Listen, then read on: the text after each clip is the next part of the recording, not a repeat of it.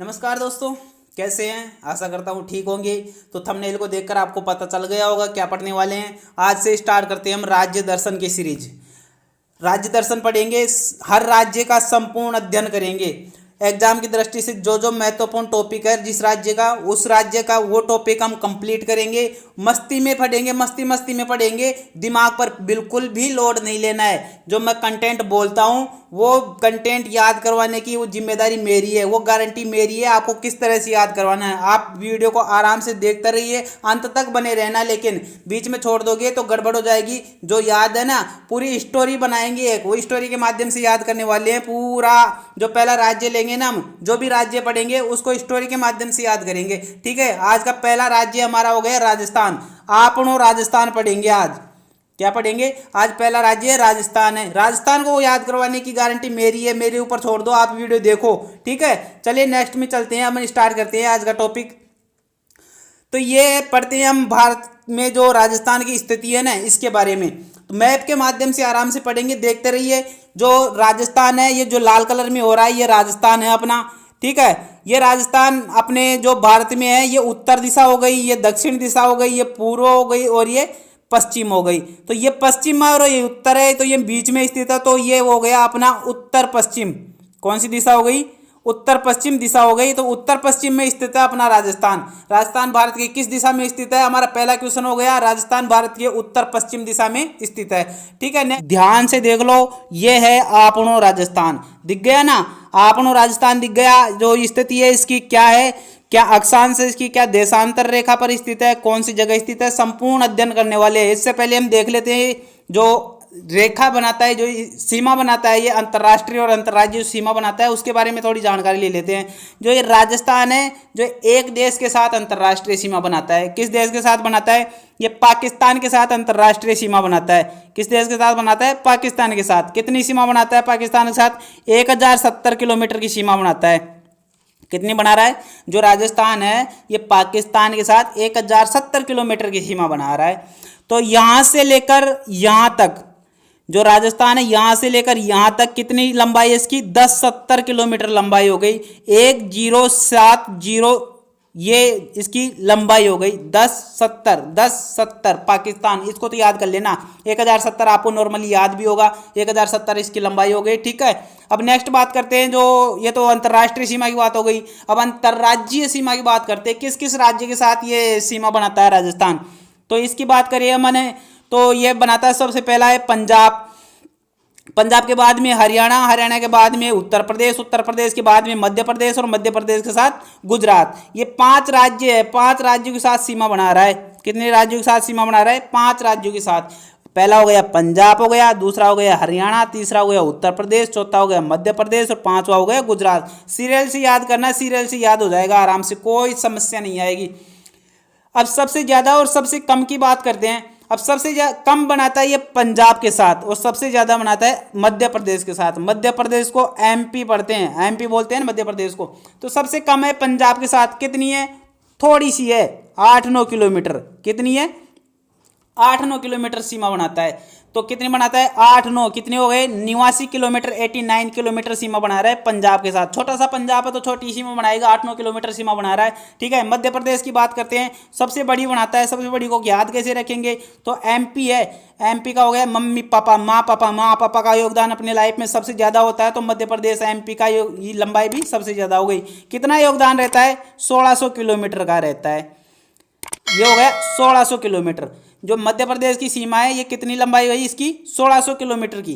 तो ये जो राजस्थान के साथ है, यहां से लेकर यहां तक की दूरी कितनी है? 1600 किलोमीटर। ठीक है, ये तो अपने हो गया जो मध्य प्रदेश है। सबसे कम हो गया पंजाब का, सबसे ज्यादा हो गया मध्य प्रदेश का। ठीक है, ये अंतर्राष्ट्रीय सीमा हो गई, ये अंतर्राज्यीय सीमा हो गई। अब आगे बात करते हैं इसकी अक्षांश और देशांतर रेखाओं की। कहाँ पर स्थित है ये जानकारी अब करते हैं। जो ये अक्षांश और देशांतर रेखाएं हैं ना, ये अक्षांश और देशांतर रेखाएं बहुत कंफ्यूज करती है, कभी याद नहीं होती है। मेरे को तो देखो, मैं पढ़ता था उस टाइम पे, मेरे को कभी याद नहीं हुई। मैं तो फिर इसकी एक स्टोरी क्रिएट किया हूँ, स्टोरी के माध्यम से इसको याद किया हूँ, तब जाके ये याद हुई है। ये आंकड़े मेरे को कभी याद नहीं हुए थे। अब देखो, इसकी एक स्टोरी के माध्यम से याद करेंगे। इस स्टोरी में हम बहुत कुछ पढ़ लेंगे। ये चारों आंकड़े याद हो जाएंगे चारों आंकड़े ऊपर नीचे के, सॉरी, और जो ये जो लंबाइयाँ हैं ये याद करेंगे, इनके ये पॉइंट है ना, ये याद करेंगे कौन कौन से गांव में कौन कौन सी पॉइंट है। ठीक है, अब याद करते हैं कि स्टोरी है, अब सुन लो। अक्षांश को याद करते हैं, 23 डिग्री 3 मिनट उत्तरी अक्षांश को कैसे याद करना है। तो सबसे पहले क्या है, आप जो स्टोरी बता रहा हूँ उस पर ध्यान देना, माइंड मत करना मैं क्या बोल रहा हूँ, इसना मतलब ये गलत तरीके से मत ले जाना। ठीक है, एक स्टोरी के माध्यम से ही याद कर सकते हैं हम, कोई ऐसे याद नहीं होगा। ठीक है, तो इसको याद करते हैं। ये क्या है, एक ताई थी, कौन थी, ताई थी जिसके 3 लड़के थे और वो तीनों लड़के बांस काटते थे। क्या काटते थे, तीनों लड़के बांस काटते थे। ताई के 3 लड़के बांस काटते थे, ताई के 3 लड़के बांस काटते थे। तो ताई से बन गया अपना 23, क्या बना, ताई से बन गया अपना 23 और 3 लड़के से बन गया 3। तो ये क्या है, 23 डिग्री 3 मिनट है ना, तो ताई के 23, 3 लड़के 23 डिग्री 3 मिनट।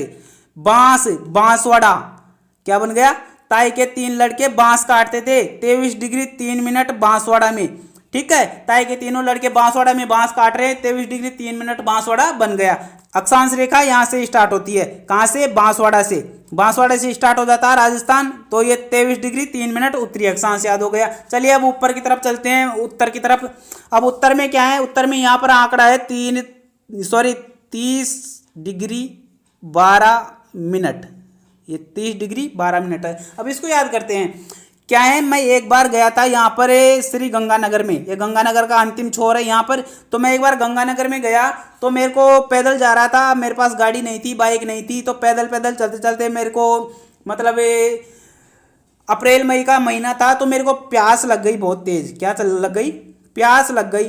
तो मैं एक घर में जाके पानी मांगा, वहाँ पर मेरे को पानी पिला दो। तो एक दादी माँ निकल के आई, कौन निकल के आई, एक दादी माँ निकल के आई और मैं उसको पूछा मेरे को पानी पिला दो। मैं उनको बोला मेरे को पानी पिला दो, मेरे को प्यास लगी हुई है। तो दादी माँ ने मेरे को क्या कहा, तू यहाँ गंगानगर में आके तिस्या मर रहा है। क्या बोली, तू गंगानगर में आके तिस्या मर रहा है। मैंने क्यों, गंगानगर में क्या है ऐसा जहाँ तिस्या नहीं मर सकते, प्यास यहाँ तसाई नहीं लगती है, तिस्या बोलते हैं, प्यास को बोलते हैं। तो मैं बोला यहाँ आके तिस्से क्यों नहीं मर सकते। तो दादी माँ ने बोला यहाँ तो 12 महीने नहरें बहती है, तू तिस्या मर रहा है यहाँ आके। मैंने कहा ये तो मेरे को पता ही नहीं था, मैं गंगानगर में आके भी तिस्या मर रहा हूँ और यहाँ तो 12 महीने नहरें बहती है फिर भी। तो तिस्या से बन गया अपना 30, 12 महीने नहर बहती है 12, तिस्या 30, 12 महीने 12, तो 30 डिग्री 12 मिनट, 30 डिग्री 12 मिनट उत्तरी अक्षांश याद हो गया ना। स्टोरी पर ध्यान देना। दादी माँ ने कहा तू यहाँ गंगानगर में आके भी तिस्या मर रहा है, यहाँ तो 12 महीने नहरें बहती है। अपना काम हो गया, दादी माँ ने अपना काम कर दिया, 30 डिग्री 12 मिनट, ये हो गया अपना काम। याद कर लेना, दोबारा देख लेना एक बार इस वीडियो को, आपको कंप्लीट तरीके से याद होने वाली है। ठीक है, नेक्स्ट चलते हैं पूर्वी देशांतर की तरफ। अब पूर्वी देशांतर में क्या है, 69 डिग्री 30 मिनट है। तो 69-30 को हम कैसे याद करेंगे। एक बार मैं यहाँ जोधपुर आया था, यहाँ जोधपुर आया तो यहाँ पर जोधपुर और जैसलमेर वालों के मध्य में प्रतियोगिता हो रही थी। क्या हो रही थी, प्रतियोगिता किसकी हो रही थी, तैराकी की। जो तैराकी थी उसकी प्रतियोगिता हो रही थी। तो मैं जोधपुर वालों को पूछा कि कौन जीतने वाला है। तो जोधपुर वाले बोले कि हम ही जीतेंगे। मैं यार तुम क्यों जीतोगे, वो क्यों नहीं जीत सकते, जैसलमेर वाले क्यों नहीं जीत सकते। तो इनने क्या कहा मेरे को सुनना, क्या कहा, इसने कहा कि उन्हें तो तिरना ही नहीं आता, उन्हें तिरना नहीं आता, उन्हें तिरना नहीं आता, उन्हें तिरना नहीं आता। उन्हें तिर से बन गया अपना 69 डिग्री, उन्हें तिरना नहीं आता। मैंने कहा उन्हें तिरना कैसे आएगा यार, जैसलमेर में तो पानी नहीं है, तिस्या तो वो ऐसे ही मरते हैं। क्या, उन्हें तिरना कैसे आएगा, पानी नहीं है जैसलमेर में तो तैरेंगे कहाँ से, पानी पीने का नहीं है। तिस्या तो वो ऐसे ही मरती है, तिस्या 30 डिग्री मतलब उन्हें तिरना नहीं आता, उन्हें तिस्या मरते हैं 30, 69 डिग्री 30 मिनट हो गया, उन्हें तिरना नहीं आता, 69 तिस्या मरते हैं 30 डिग्री। ठीक है दोस्तों, वीडियो लंबा हो जाएगा, कोई दिक्कत नहीं है, आराम से देखो, आपको अच्छे तरीके से ये आंकड़े याद होने वाले हैं। तो 69 डिग्री 30 मिनट हो गया। ठीक है, फिर मैंने कहा अगर उन्हें तिरना ही है ना तो अट्ठे तो पानी नहीं है, तो उन्हें तिरना ही है, तो अट्ठे तिर उन्हें तिरना ही है, तो अट्ठे तिर धौलपुर में, अट्ठे तिर कहाँ तिर, अगर उन्हें तिरना ही है तो अट्ठे तिर धौलपुर में आके तिर, अट्ठे तिर और साराई तिर, साराई जैसलमेर वाले तिर, अट्ठे तिर साराई तिर 17, अट्ठे तिर साराई तिर, तो अट्ठे तिर से हो गया 78 और साराई तिर से हो गया 17, तो 78 17 हो गया।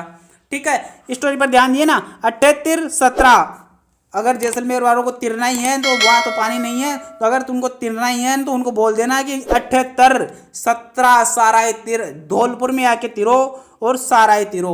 ठीक है, ये हो गई अपनी अक्षांश देशांतर रेखाएं, याद हो गई ना। ताई के 3 लड़के बांस काटते थे बांसवाड़ा में, 23 डिग्री 3 मिनट, ये हो गया 23 डिग्री 3 मिनट।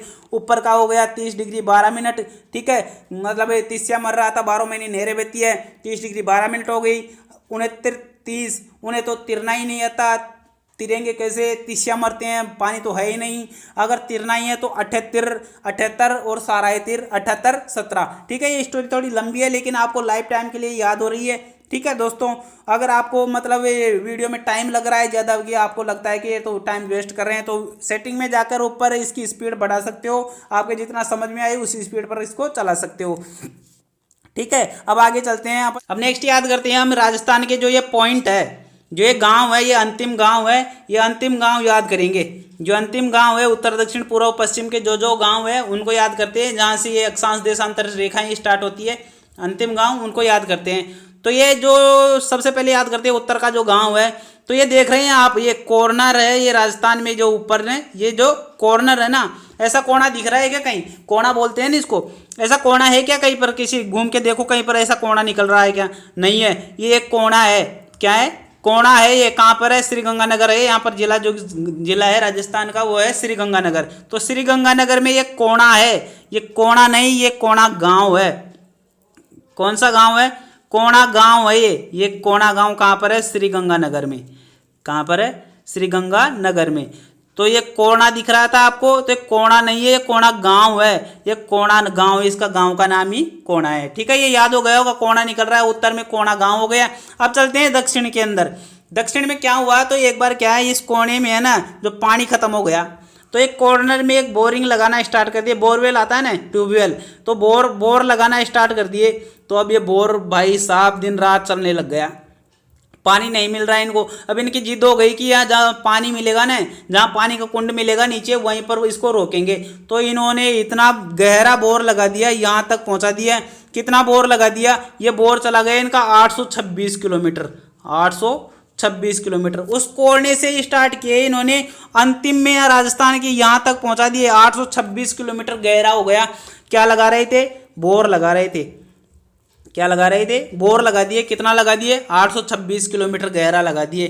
तब जाकर यहां पर एक पानी का कुंड मिला। क्या मिला, कुंड मिला। 826 किलोमीटर कोना गांव से बोर लगाए, 826 किलोमीटर गहरा कर दिए, तब जाके एक बोर में पानी का कुंड मिला। तो क्या मिला, क्या लगा रहे थे, बोर लगा रहे थे, क्या मिला, बोर कुंड मिल गया। तो क्या बन गया, बोर कुंड। क्या बन गया, बोर कुंड बन गया। ठीक है, तो बोर लगा रहे थे, कुंड मिल गया। कहां पर मिला, तो ये कुंड मिला जब पानी का, इतने दिन 826 किलोमीटर पे जाके जब कुंड मिलेगा तो खुशहाली तो होगी ना, खुशहाल हो गए, खुशहाल हो गए, खुशहाल क्या हो गए, 826 किलोमीटर गहरा जब पानी मिल गया ना, इनको कुंड मिल गया, तो सब में खुशहाल हो गए। तो यहाँ पर तहसील कौन सी है, खुशहालगढ़, खुशहालगढ़ तहसील है। कहाँ पर है, बांसवाड़ा में। बांसवाड़ा तो अभी बता दिया ना, ताई के 3 लड़के बांस काटते थे बांसवाड़ा में। तो ये बोर लगा 826 किलोमीटर, तब जाके पानी का कुंड मिला, तो बोर कुंड हो गया और सब खुशहाल हो गए, तो कुशलगढ़ हो गया। ठीक है, ये याद हो गए पॉइंट। अब क्या है, अब इनको पूरा पश्चिम में याद करते हैं। एक बार क्या है, मैं जो बंटवारा होता है ना, सबसे अच्छा बंटवारा करना जानता हूँ। तो एक बार क्या है, राजस्थान सरकार ने, या अशोक जी गहलोत है ना, वो मेरे को बुलाए कि राजस्थान को 2 भागों में बांटना है। अब मैं पहुंच गया साहब उनके पास कैंची लेके। तो उन्होंने कहा कि कैसे बांटोगे राजस्थान को 2 भागों में। मैंने उठाया कैंची और यहाँ से स्टार्ट कर दिया काटना। क्या कर दिया, यहाँ से काटना स्टार्ट कर दिया। तो गहलोत साहब बोले, अरे ये क्या हो रहा है, ये तो कट रहा है। क्या हो रहा है, कट रहा है। मैं बोला, साहब काटूंगा तो कटेगा ना, तभी तो दो भागों में बटेगा। ये मैं राजस्थान का मैप उठा के इसको दो भागों में बांटने लग गया, काटने लग गया। तो गहलोत साहब बोले अरे ये तो कट रहा है। क्या हो रहा है? कट रहा है। मैं साहब काटेंगे तो कटेगा। उन्होंने कहा समान भागों में बांटना है। कैसे बांटना है? समभाग में, समान भागों में बांटना है। उन्होंने कहा ये तो कटरा है, तो यहाँ गांव कौन सा है? कटरा गांव है। समान भागों में बांटना है। सम तहसील है, कहाँ पर है? जैसलमेर में है। कहाँ से है? जैसलमेर में है। कटरा है, अब काटूंगा तो कटेगा ना। गहलोत साहब भी मजे लेते हैं। कटरा है, कटरा है, कटेगा। कटरा गांव हो गया, समान भागों में बांटना है, सम तहसील हो गई। तो अब क्या हुआ, यहाँ से जो मैं काटना स्टार्ट किया तो यहाँ तक काट दिया, इतना यहाँ तक पहुँच गया। लेकिन ये सीधा नहीं कटा, ये टेढ़ा मेढ़ा कट गया मेरे से। तो अब क्या करूँ? अब टेढ़ा मेढ़ा कट गया तो इसको वापस सिलाना पड़ेगा। क्या करना पड़ेगा? वापस सिलाना पड़ेगा। सिलाना पड़ेगा। नहीं सिलाऊंगा तो जो अपने राजा है गहलोत जी साहब, वो खेड़ेंगे मेरे को। क्या करेंगे? खेड़ेंगे। खेड़ना मतलब होता है डांटना या लड़ना। तो सिलाना पड़ेगा। तो सिलाना गांव हो गया यहाँ पर धौलपुर में। ये अंतिम गांव कौन सा हो गया? सिलाना। अगर टेढ़ा मेढ़ा कट गया तो सिलाना पड़ेगा, तो सिलाना गांव हो गया। नहीं सिलाऊंगा तो खेड़ेंगे मेरे को। जो गहलोत जी साहब है जो खेड़ेंगे। खेड़ना मतलब होता है डांटना या लड़ना। तो खेड़े से हो गया राजा खेड़ा। जो राजा हो गए ना अपने सीएम साहब अशोक जी गहलोत जो राजा है, तो राजा खेड़ेंगे। तो राजा खेड़ा हो गया तहसील। राजा खेड़ा क्या हो गया? राजा खेड़ा हो गया तहसील। सिलाना हो गया यहाँ का गांव। तो कैसा हुआ, मतलब वापस याद करते हैं, एक बार वापस रिपीट करते हैं। ऊपर से हो गया जो कॉर्नर है, ऐसा कोना कहीं पर नहीं है, तो कोने से हो गया कोना गांव और श्रीगंगानगर तहसील। यहाँ पर बोर लगा दिए कोना गांव में। बोर लगाते लगाते यहाँ पर पहुंच गए। बोर में कुंड मिल गया पानी का, तो बोर कुंड हो गया। सब में कुशाली आ गई, कुशालगढ़ तहसील हो गई। इधर से याद करते हैं तो सीएम साहब ने मेरे को बुलाया कि इसको बांटना है। मैंने कैंची उठा कर इसको काटना शुरू कर दिया। मैंने यहाँ से समान, तो गहलोत साहब बोले तो कट रहा है, तो कटेगा, समान भागों में बांटूंगा तो कटेगा और क्या होगा। तो यहाँ से काटना स्टार्ट कर दिया मैंने इसको, और 869 किलोमीटर काट दिया इसको। यहाँ से यहाँ तक कितना काट दिया? 869 किलोमीटर काटा। तो टेढ़ा मेढ़ा हो गया। टेढ़ा मेढ़ा हो गया तो मेरे को डर लगा कि राजा जी खेड़ेंगे। राजा अपने सीएम साहब है, सीएम साहब खेड़ेंगे, राजा खेड़ेंगे। राजा खेड़ा हो गया तहसील, और इसको सिलाना पड़ेगा। सिलाना गांव हो गया। ठीक है, ये चारों पॉइंट आपको अच्छे तरीके से याद हो गया, कभी नहीं भूलोगे। अच्छे से याद नहीं हुआ तो एक बार रिपीट कर लेना इसको। ठीक है, आराम से। ट्रिक थोड़ी लंबी है, कहानी स्टोरी थोड़ी लंबी है, लेकिन आपको जो 4-8 पॉइंट में बता दिया ना, आपको जिंदगी में कभी नहीं भूलने वाले। ठीक है, वीडियो को आगे चलते हैं। अब आगे नेक्स्ट बात करते हैं। अब आगे की बात करते हैं, राजनीति की कुछ बातें कर लेते हैं। उससे पहले हम बात करते हैं जो इसका राजस्थान का जो क्षेत्रफल है उसकी बात करते हैं थोड़ी सी, और जनसंख्या की बात कर लेते हैं। राजस्थान का क्षेत्रफल है 3,42,239। 3,42,239 वर्ग किलोमीटर। याद कर लेना, रट लेना इसको। 3,42,239 वर्ग किलोमीटर। आजकल क्या है, मील में भी पूछने लग गए, तो मील में भी इसको याद रखना। 1,32,139 वर्ग मील। क्या है? 1,32,139 वर्ग मील राजनीति की। ठीक है, राजनीति की कुछ बातें करते हैं। कौन कौन सी सरकार है, कौन से सीएम है यहाँ की, कौन से गवर्नर है, कौन सी सीटें कितनी है, इसकी राजधानी क्या है। तो सबसे पहले बात करते हैं, तो राजस्थान की राजधानी है ना वो जयपुर है। क्या है? राजस्थान की राजधानी जयपुर। जयपुर कब बनी? 1727 में इसकी स्थापना हुई थी। 1727 में 1727 में इसकी स्थापना हुई। महाराजा सवाई जयसिंह द्वारा, द्वितीय द्वारा इसकी स्थापना की गई थी जयपुर की, तब से ये राजधानी है। ठीक है, अब बात करते हैं राजनीति की कुछ बातें याद करते हैं। तो यहाँ पर क्या क्या याद होगी? राजनीति पार्टी कौन सी है, राज्यपाल कौन है, मुख्यमंत्री कौन है, विधानसभा सीट कितनी है, राज्यसभा सीट कितनी है, लोकसभा सीट कितनी है। तो देखते हैं यहाँ की राजनीति पार्टी कौन सी है। राजनीति पार्टी यहाँ की कांग्रेस पार्टी। कांग्रेस पार्टी है।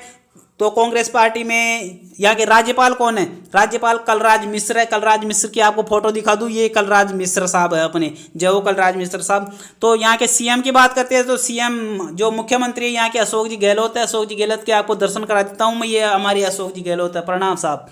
ठीक है, आगे बात करते हैं नेक्स्ट, विधानसभा की सीट कितनी है। तो यहाँ विधानसभा की सीटें हैं 200।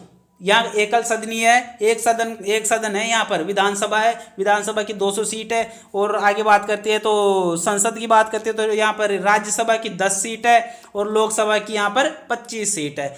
ठीक है, आगे बात करते हैं। आगे जो प्रतीक चिन्ह है राजस्थान के, उनके बारे में आप बात करते हैं। तो प्रतीक चिन्हों में क्या क्या बात करेंगे हम? राज्य पुष्प के बारे में बात करेंगे, राज्य पक्षी के बारे में बात करेंगे, राज्य गीत, राज्य पशु, राज्य वृक्ष, राज्य नृत्य, राज्य खेल। तो याद करते हैं, पहले राज्य पुष्प के बारे में पढ़ते हैं। तो राज्य पुष्प है यहाँ का रोइडा। रोइडा को क्या है, रोइडा का जो वैज्ञानिक नाम है, साइंटिफिक नेम है, वो है टिक्कोमेला अंडुलेटा। क्या नाम है? जो रोइडा है उसका वैज्ञानिक नाम क्या होगा? टिक्कोमेला अंडुलेटा। ठीक है, अब आगे बात करते हैं। आगे कौन सा है? राज्य पक्षी हो गया। तो राज्य पक्षी देखते हैं हम। राज्य पक्षी होगा गोडाउन, और राज्य पक्षी गोडाउन है, इसका साइंटिफिक नेम क्या होगा? Great Indian bustard. तो इसको बोलते हैं गोडाउन को, ये इसका साइंटिफिक नेम नहीं है। क्या है? गोडाउन को क्या है? Great Indian bustard. नेक्स्ट बात करते हैं राज्य गीत। राज्य गीत आ गया भाई साहब, मारो राजस्थान को राज्य गीत है। केसरिया बालम आओ नी पधारो मार देश, ये हो गया राज्य गीत। आगे बात करते हैं राज्य वृक्ष की। राज्य वृक्ष खेजड़ी हो गया, जिसको थार का कल्पवृक्ष कहते हैं, रेगिस्तान का गौरव कहते हैं। आगे बात करते हैं राज्य पशु। राज्य पशु दो है, एक चिंकारा है, एक ऊँट है।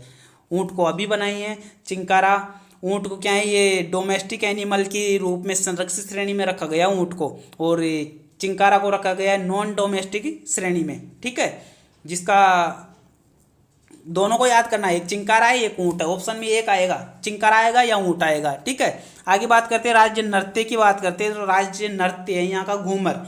राज्य खेल की बात करते हैं, राज्य खेल बास्केटबॉल है। ठीक है, अब नेक्स्ट बात करते हैं, ये जो देख लिए तस्वीर में देखो, ये तो हो गया अपना ऊँट, राज्य पशु हो गया ना। ये बास्केटबॉल राज्य खेल हो गया। ये पशु दूसरा हो गया राज्य चिंकारा। ये अपना जो क्या बोलते हैं इसको, पुष्प रोइडा। ठीक है, ये राज्य पक्षी हो गया गोडाउन, और ये राज्य वृक्ष हो गया खेजड़ी। ठीक है, तीनों की तस्वीर देख लो, पूर्व की सारों की सभी की इनकी। ये अपना गौरव है, ये मतलब राजस्थान के गौरव है ये, इनको आराम से देख लो तस्वीर में। नेक्स्ट चलते हैं, राजस्थान के जो अंतर्राष्ट्रीय उद्यान है उनके बारे में पढ़ते हैं थोड़ा सा। ठीक है दोस्तों, राजस्थान का अंतर्राष्ट्रीय उद्यान जो पहला है रणथंभौर राष्ट्रीय उद्यान, इसके बारे में थोड़ी सी चर्चा कर लेते हैं। जो रणथंभौर राष्ट्रीय उद्यान है ना, इसको अंतर्राष्ट्रीय राष्ट्रीय उद्यान का दर्जा कब दिया गया? 1980 में दिया गया। कब दिया गया था? 1980 में इसको अंतर्राष्ट्रीय उद्यान का, राष्ट्रीय उद्यान का दर्जा दिया गया। और राजीव गांधी उद्यान इसका वर्तमान नाम कर दिया गया है। क्या कर दिया? रणथंभौर राष्ट्रीय उद्यान का नाम बदलकर राजीव गांधी राष्ट्रीय उद्यान इसका नाम कर दिया गया। और ये सवाई माधोपुर में स्थित है। कहाँ पर है? सवाई माधोपुर में। जो राजस्थान का सवाई माधोपुर जिला है ना, वहाँ पर ये रणथंभौर राष्ट्रीय उद्यान स्थित है। 1973 में इसे टाइगर प्रोजेक्ट में शामिल कर दिया गया। सबसे मेन खास बात है रणथंभौर की, 1973 में इसे टाइगर प्रोजेक्ट में शामिल कर दिया गया था। ठीक है, नेक्स्ट प्रोजेक्ट की बात करते हैं। जो नेक्स्ट अपना है जो केवलादेव राष्ट्रीय पक्षी उद्यान, जिसको घना पक्षी राष्ट्रीय उद्यान भी कहते हैं। तो केवलादेव घना पक्षी विहार जो भरतपुर में स्थित है, इसको 1981 में राष्ट्रीय उद्यान घोषित किया गया था। कब किया गया था? 1981 में इसको राष्ट्रीय उद्यान घोषित किया गया है। 1985 में विश्व प्राकृतिक धरोहर सूची में शामिल कर दिया गया था उसको। 1985 में विश्व प्राकृतिक धरोहर में शामिल कर दिया गया था। और इसी को रामसर साइट में भी शामिल किया गया है। जो केवलादेव राष्ट्रीय उद्यान है ना, इसको रामसर साइट में भी शामिल कर दिया गया है। नेक्स्ट की बात करते हैं। नेक्स्ट अपना सरिस्का वन्य जीव अभ्यारण्य, ये अलवर में है। 1982 में इसको राष्ट्रीय दर्जा मिलाया था। नेक्स्ट है राष्ट्रीय मरु उद्यान। राष्ट्रीय मरु उद्यान जैसलमेर में स्थित है। 1992 में इसकी स्थापना हुई थी। और जिसमें जीवाश्म पार्क है, जो आकलवुड फॉसिल्स पार्क स्थित है। जीवाश्म पार्क है जिसका नाम क्या है? Akal wood fossils park. नेक्स्ट बात करते हैं मुकुंदरा हिल्स राष्ट्रीय उद्यान। जो मुकुंदरा हिल्स राष्ट्रीय उद्यान है, इसको 9 अप्रैल 2013 को टाइगर रिजर्व में घोषित कर दिया गया था। कब किया गया था? सॉरी, कब किया गया था? 9 अप्रैल याद करना, 9 अप्रैल 2013। 9 अप्रैल 2013 को क्या किया गया था? इसको टाइगर रिजर्व में घोषित किया गया था। ये राजस्थान के 4 जिलों में स्थित है। ये जो मुकुंदरा हिल्स नेशनल पार्क है ना, ये राजस्थान के 4 जिलों में है, कोटा, बूंदी, झालावाड़ और चित्तौड़ में। ठीक है दोस्तों, अब नेक्स्ट बात करते हैं राजस्थान की जो प्रमुख नदियां हैं और प्रमुख नदी परियोजना है। राजस्थान में सर्वोच्च पर्वत शिखर कौन कौन से, इनके बारे में हम जानकारी लेते हैं। तो वीडियो काफ़ी लंबा हो गया, थोड़ा सा और पढ़ते हैं, ठीक है, फिर वीडियो को ख़त्म करते हैं। वीडियो अच्छा लग रहा है तो बोरिंग तो नहीं था, ये ट्रिक थोड़ी सी लंबी हो गई। वीडियो को आप लाइक कर सकते हो, दोस्तों के साथ शेयर कर सकते हो। अगर चैनल पर नए हो और आगे की और वीडियो देखना चाहते हो, हमारी ऐसे ही इसी प्रकार की ट्रिक की और वीडियो देखना चाहते हो, तो चैनल को अभी सब्सक्राइब कर लेना। ठीक है, नेक्स्ट पढ़ते हैं मुख्य नदियाँ कौन कौन सी है। यहाँ की मुख्य नदियाँ हो गई चंबल, लूनी, बनास, पार्वती, मेज आदि प्रमुख नदियाँ हो गई। नदी घाटी परियोजना की बात करें तो इंदिरा गांधी नहर परियोजना, चंबल नदी घाटी परियोजना, नर्मदा नदी परियोजना, ठीक है, ये परियोजनाएं हो गई। सर्वोच्च शिखर की बात करें तो राजस्थान में गुरु शिखर सबसे ऊंचा शिखर है, पर्वत चोटी है, 1727 मीटर इसकी ऊंचाई है। ठीक है, नेक्स्ट बात करते हैं कला संस्कृति की। कला संस्कृति में ये प्रमुख भाषा आ गई, प्रमुख मेले त्योहार आ गए, प्रमुख नृत्य हो गई। प्रमुख भाषा में है हिंदी और मारवाड़ी, यहाँ की प्रमुख प्रसिद्ध भाषा है, बड़ी प्यारी भाषा है मारवाड़ी भाषा। ठीक है, कभी सुनना। और प्रमुख मेलों में बात करें तो तेजाजी पशु मेला, गणगौर पशु मेला और ऊंट महोत्सव, जयपुर साहित्य महोत्सव, ये प्रमुख मेले हो गए, त्योहार हो गए। प्रमुख नृत्य की घूमर, भवाई, गैर, चरी आदि प्रमुख नृत्य है। ठीक है दोस्तों, विश्व विरासत में शामिल राजस्थान के कुछ स्थल है, उनके बारे में थोड़ी सी देख लेते हैं। तो 9 स्थल है विश्व विरासत सूची में शामिल राजस्थान के, कौन कौन से देखते हैं। 3 तो ये हैं, 3 कौन कौन से हो गए। एक तो हो गए केवलादेव राष्ट्रीय घना पक्षी विहार हो गया ना, केवलादेव घना पक्षी विहार। एक जयपुर का परकोटा हो गया, एक जंतर मंतर जयपुर का हो गया। ये है 3 तो। बाकी के बताता हूँ, बाकी के है चित्तौड़, ये जो दुर्ग है ना, प्राकृतिक दुर्ग है, मतलब प्राकृतिक दुर्ग नहीं, मतलब जो प्राचीन दुर्ग है ना, उनको है। इनकी ट्रिक है, ट्रिक्स के माध्यम से याद करना। ट्रिक है चीकू, गाजर और आम। चीकू से बन गया अपना चित्तौड़गढ़, कू से बन गया कुंभलगढ़, गाजर में गा से बन गया गागरोन, जे से बन गया जैसलमेर, रे से बन गया रणथंभौर, आम से बन गया अपना आमेर। तो ये हो गए चीकू, गाजर और आम। चित्तौड़गढ़, कुंभलगढ़, गागरोन, जैसलमेर, अजमेर, रणथंभौर और आमेर। जो चित्तौड़गढ़ है, कुंभलगढ़ कहाँ पर है, कुंभलगढ़ अपना स्थित है जो राजसमंद में, गागरोन स्थित है अपना झालावाड़ में, जैसलमेर हो गया, रणथंभौर सवाई माधोपुर में हो गया, आमेर अपनी जयपुर में स्थित है। ठीक है, नेक्स्ट बात करते हैं प्रमुख झीलों की, बात कर लेते हैं। प्रमुख झीलें यहाँ पर कौन कौन सी है। सांबर है, पंचभद्रा है और जो डीडवाना है, सब ये 2 प्रकार की झीलें यहाँ पर। कौन कौन सी है, 2 प्रकार की झीलें। और जो 2 प्रकार की झीलें हैं अपने, खारे पानी की झील है और एक मीठे पानी की झील है। खारे पानी की सांबर, पंचभद्रा और डीडवाना हो गई। मीठे पानी की हो गई जयसमंद, राजसमंद, पुष्कर, पिछोला। राजस्थान में सर्वाधिक झीलें उदयपुर जिले में है, उदयपुर को झीलों की नगरी कहा जाता है। ठीक है दोस्तों, ये अपने वीडियो था। कैसा लगा वीडियो, लाइक कर देना, चैनल को सब्सक्राइब कर लेना। यहाँ पर क्लिक करके आप चैनल को सब्सक्राइब कर सकते हैं। ठीक है, और हमारी और वीडियो देखना चाहते हैं तो यहाँ पर जो सजेशन दे रहा है वीडियो का, वो यहाँ पर आप वीडियो को और को देख सकते हैं। ठीक है, आपको वीडियो कैसा लगा, लाइक करना, शेयर करना, कमेंट करके जरूर बताना। ठीक है, वीडियो थोड़ा लंबा हो गया इसलिए थोड़ा बोरिंग लग रहा होगा, वीडियो की स्पीड बढ़ा के आप आराम से देख सकते हो, दोबारा देख लेना। ठीक है दोस्तों, धन्यवाद। हंसते रहिए, मुस्कुराते रहिए, खुश रहना। जय हिंद, जय भारत।